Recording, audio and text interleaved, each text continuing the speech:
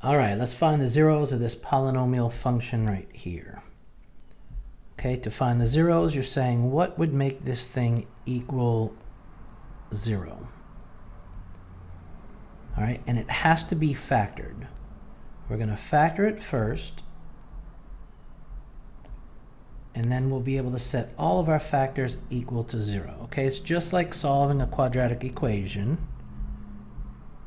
right? That equals 0.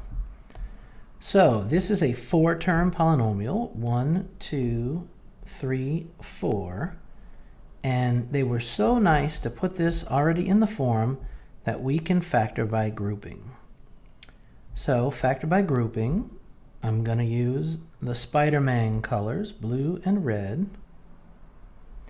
I group the first two and the last two, okay? And you might at this point want to go look up some videos, factor by grouping, a 4-term polynomial. And in the blue group, I'm going to take out the greatest common factor of x squared, and I'll be left with x plus 9. Drop down this sign, which is a negative. So in the red group, I'm going to take out a negative, and I'm going to factor out a negative. What number goes into both of those? I think 16 works. I'm going to factor out a negative 16. Negative 16, x divided by negative 16 is x. Sign's going to change because I'm factoring out a negative. And then let's see, 144 divided by 16 is 9. Okay, I know that I'm on the right track because you see the x plus 9 and the x plus 9. All right, this has to be the same thing for factor by grouping to work. And then I'm going to take that x plus 9, and if I take it out and I bring it out from each term into the front, and it's not there anymore, what would I be left with? X squared minus 16. Okay, so this is what it's going to look like. Taking out my x plus 9, and what's left over is x squared minus 16. All right. Now, take each factor and set it equal to 0. The x plus 9 can be 0, or the x squared minus 16 can be 0. Guess what? This isn't factored completely. I can factor this. Let me factor that. You recognize that is the difference of two squares? So you might want to go look up factoring the difference of two squares, and it's going to be x plus 4, x minus 4.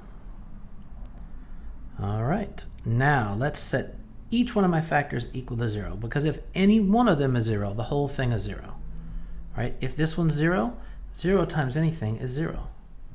If this one's 0, 0 times anything is 0, and same thing for the last one. So x plus 9 can be 0. X plus 4 can be 0. And x minus 4 can be 0. Okay, let me solve all of these. Subtract 9 on both sides to find out that x is negative 9. That's one of my zeros.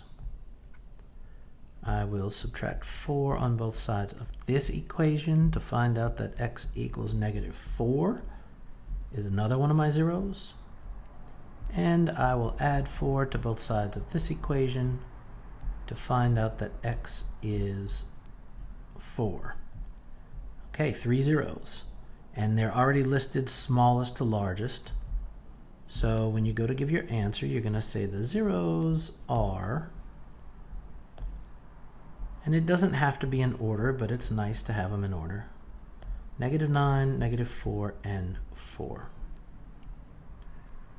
What's the multiplicity of these zeros? How many times do these zeros happen? Well, I can see this one happens right here, happens once. This one right here only happens once. And this one right here only happens once. So the multiplicity is 1 for all of them. Okay, multiplicity. And that means that this graph is going to cross through the x-axis at each of these points. It's not going to bounce off at all. It's going to cross through all three of my zeros.